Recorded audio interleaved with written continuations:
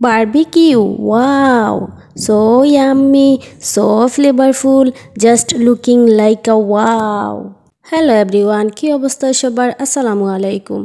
আজকে আপনাদের সাথে একটি ভিডিও শেয়ার করব, আর সেটা হচ্ছে আজকে আমি আমার বাবার বাসায় আমরা সবাই মিলে একটা পার্টি করব, আর সেটা হচ্ছে বারবিকিউ পার্টি।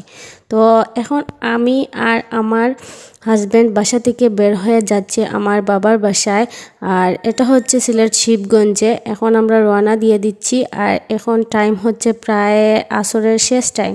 এই তো চলে আসছি, আর আমার ভাইয়া মুরগি নিয়ে চলে আসছেন। এখন আমি গিয়ে পিস পিস করতেছি, সাইজ অনুযায়ী কেটে নিচ্ছি। এই তো আমি মুরগিটা ধুয়ে চুয়ে রেডি করে আমি ওর মশলাটা রেডি করতেছি। সব ধরনের মশলা দিচ্ছি বারবিকিউতে যা যা লাগে। বারবিকিউ এর মশলাটা রেডি করার জন্য আমি একটা বাটিতে প্রথমে টক দই নিয়ে নিচ্ছি, তারপর রসুন বাটা, আদা বাটা দিচ্ছি।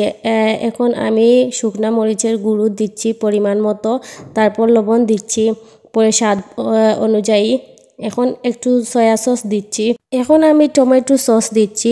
এটা বারবিকিউ এর সস যেটা, ওইটা দিলেও হবে, টমেটো সস দিলেও হবে। এখন আমি পরিমাণ মতো লেবুর রস দিচ্ছি। দেন আমি 1 কাপ পরিমাণ সয়াবিন তেল দিচ্ছি, খাওয়ার যে তেল ওইটা 1 কাপ পরিমাণ মতো দিচ্ছি। এখন আমি সবগুলো উপকরণ একসাথে মিক্স করে নিব, ভালো করে মিক্স করে নিচ্ছি।